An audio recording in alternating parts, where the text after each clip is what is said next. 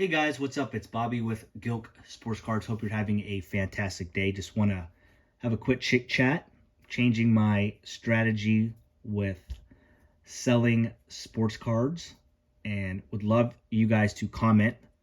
Let me know if you think I am gambling too much with the change I'm trying to make here, or if I should just continue doing what I've been doing, which has been successful. So let's talk about that real quick. What I've been doing is I feel like I'm pretty good at prospecting and buying guys that are about to blow up. So just a few examples. I've been telling you guys about Roman Anthony, Junior Caminero. Been talking about him for months. Matt Mervis, he was the hottest guy in 23 Bowman besides Drew Jones. He had a rough start in the majors. His cards have plummeted down, but he's playing great in the minors. Jefferson Rojas, a young Cub that I really like. Some football players, Alexander Madison. I started buying him up when the rumors of Dalvin Cook getting traded. I got about 8 numbered cards like this one. This is out of 299. I got Optic, I got Prism. I got about 8 rookie auto patches of Alexander Madison. Same thing with Kadarius Toney and Sky Moore. I figure one of those two guys are going to do well as the top receivers in Kansas City. Bought a little bit about Bailey Zappi. It's kind of a gamble. I get the feeling he's going to take over for Mac Jones at some point this year. Cade Cunningham's been hurt. He's been playing really well lately, but before that, I've been buying a bunch of his cards, his singles. You know, they've been like $5 to $15 for his, his red, white, and blue and red, prisms and some of his optic hollows and things like that. A little bit of Scotty Barnes, Trey Murphy, I really like. So I've been buying a bunch of that stuff. And again, these cost between, $6, and I think this was the most expensive at $20. This Sapphire out of 60 Matt Mervis. So I buy lower end singles on eBay and ComC and send them for grading.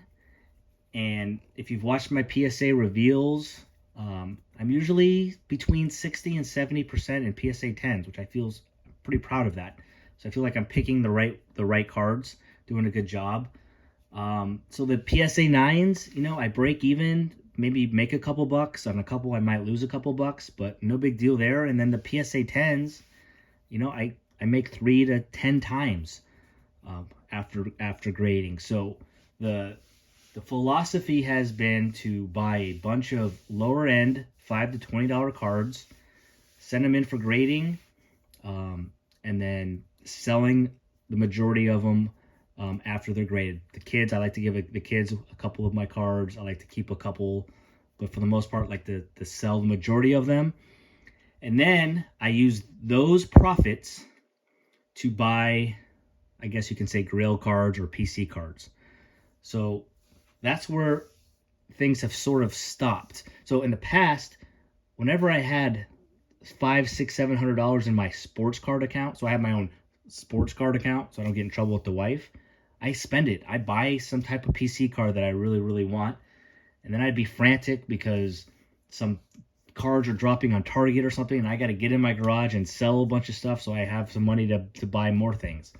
So for the past 3 months, this Nico Horner Bowman Draft First is the only card I have bought for my PC. I'm a Cub fan. He's become my favorite player on the Cubs. It's obviously a first out of 499 PSA 10. It cost me less than $100. Not a big deal. Besides that, I have bought 0 cards for my PC. The only cards I'm buying are singles like this.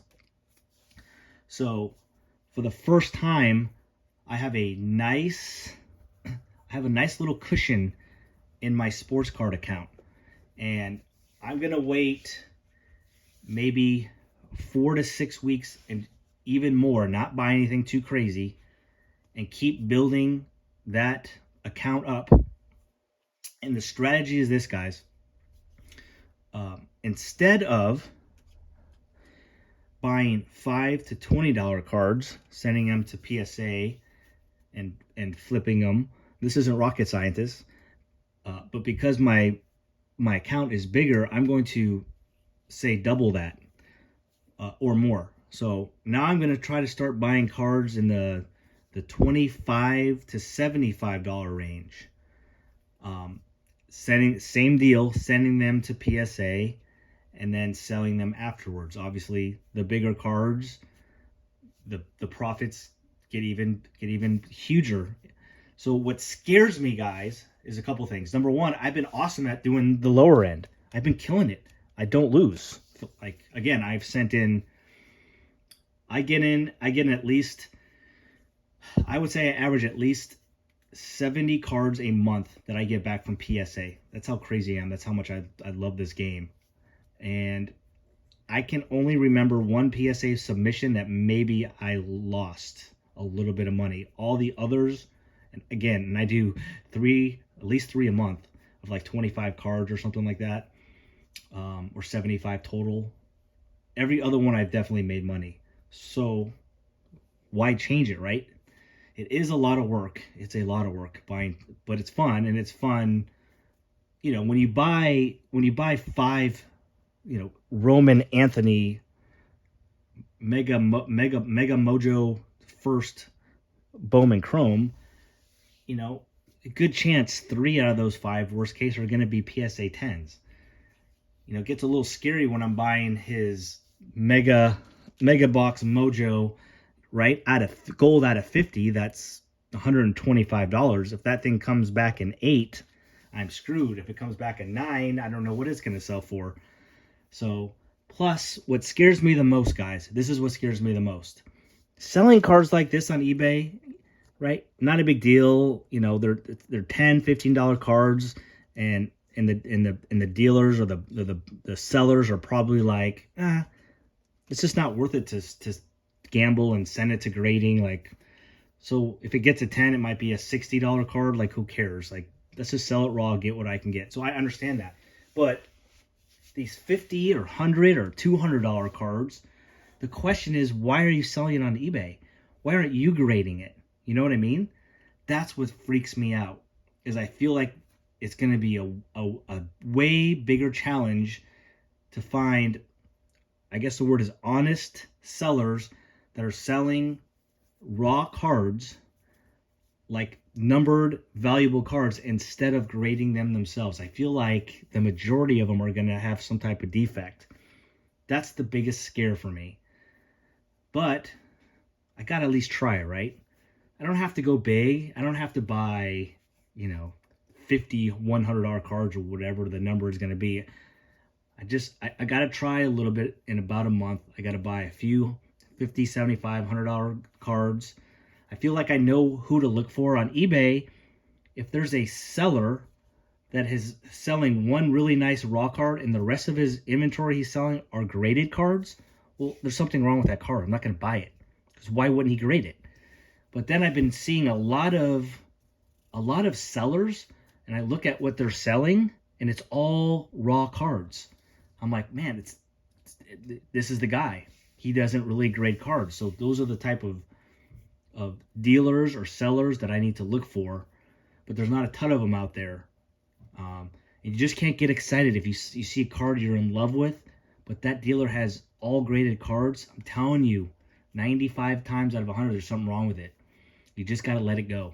And it's hard to do. So, again, this is not rocket science, guys, but that is my strategy. I'm going from buying small cards, sending them to PSA to flip, to I'm going to hold off, save my money for at least another month, so I have a nice